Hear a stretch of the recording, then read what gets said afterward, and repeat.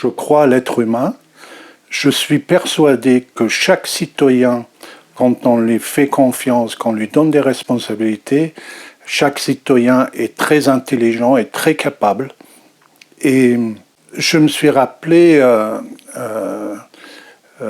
d'une phrase ou quelque chose que disait Étienne Chouard. Il répondait que le citoyen, il est appelé aux assises pour juger d'autres êtres humains.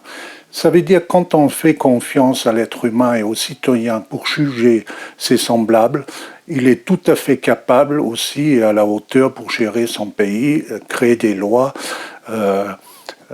organiser des référendums et faire des choix.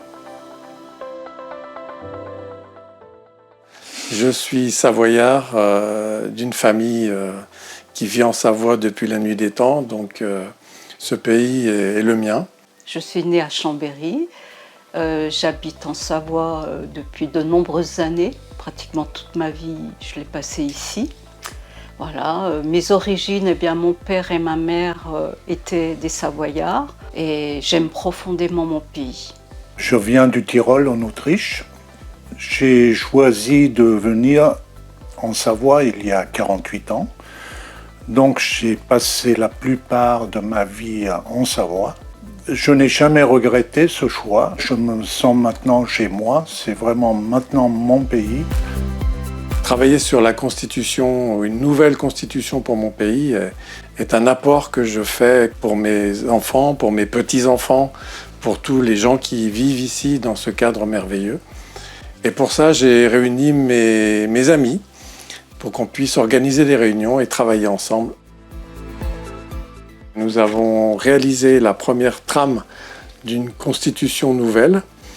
Ce travail a été remis maintenant à la présidente du Conseil constitutionnel. Je peux juste dire que je suis très heureux qu'on a fait cette expérience entre nous, qu'on a appris énormément de choses, qu'on a mieux compris ce que c'est une constitution. Et surtout, pour moi, c'est extrêmement joyeux d'imaginer qu'à un moment donné, cette Savoie-là va devenir un pays qui est une référence au niveau de la paix, au niveau de l'humanisme, au niveau des responsabilités de chacun. Aujourd'hui, nous avons besoin que d'autres groupes créent d'autres versions de constitution afin que nous puissions les rassembler, les discuter et en faire une synthèse qui soit appréciable et appréciée par l'ensemble des Savoyards. Et on s'est rendu compte que la discussion était relativement aisée, même si les points de vue étaient divergents. Il serait bien de pouvoir échanger avec d'autres personnes. D'ailleurs, on l'a fait. Et on s'est rendu compte que les discussions étaient très enrichissantes aussi. Et comme en Savoie, il y a déjà d'autres groupes qui ont créé d'autres constitutions, je pense qu'il serait important de pouvoir échanger avec eux, collaborer avec eux et de mettre en commun tous nos différents travaux pour que la Savoie se renforce, que cette constitution se renforce et devienne vraiment d'actualité. Il est important que d'autres personnes se réunissent. C'est pas la peine de faire des choses extrêmement sérieuses, même un apéritif et discuter qu'est-ce qu'on a envie pour notre pays. Alors pourquoi est-ce que j'ai participé à l'élaboration de la Constitution de la Savoie ? Eh bien en fait, c'est mon ami Pierre qui m'en a fait la demande. Et donc je me suis dit, allons-y. Il est vrai aussi que j'avais envie d'un profond changement au niveau de la vie. Et une constitution basée sur une souveraineté populaire était vraiment l'idéal.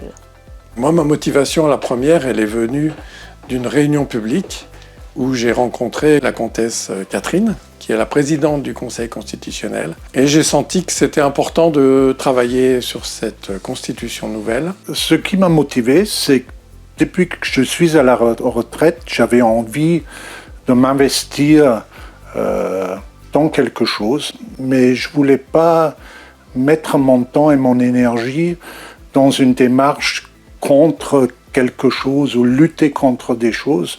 Ce n'est pas ma philosophie. Et quand Pierre m'a proposé de rejoindre ce groupe pour écrire une constitution, il me semblait que c'était quelque chose qui donnait de l'espoir, qui me donnait de l'espoir. Mes limites les plus fortes étaient celles de la compétence.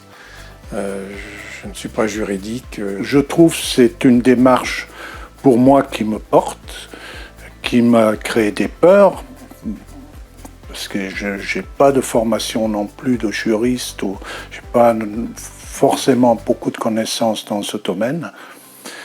Mais je me suis rappelé une phrase du philosophe Spinoza qui disait « La joie augmente la puissance d'agir et la tristesse la freine ». Les difficultés que j'ai rencontrées, d'abord la principale, c'est mon ignorance sur le sujet. En plus, il est vrai que ça demande beaucoup de temps de faire un tel travail, et donc il fallait réorganiser tout mon emploi du temps. On s'aperçoit qu'en fait, ce sont les gens de plus de 60 ans qui ont envie de léguer quelque chose à leurs enfants, à leurs petits-enfants. Les gens de 40 ans, ils sont encore trop dans le travail. On a vu, il y en avait au départ avec nous, mais ils n'ont pas tenu très longtemps dans la distance parce qu'ils sont trop impliqués dans la vie de tous les jours. Alors pourquoi ce projet a-t-il progressé ?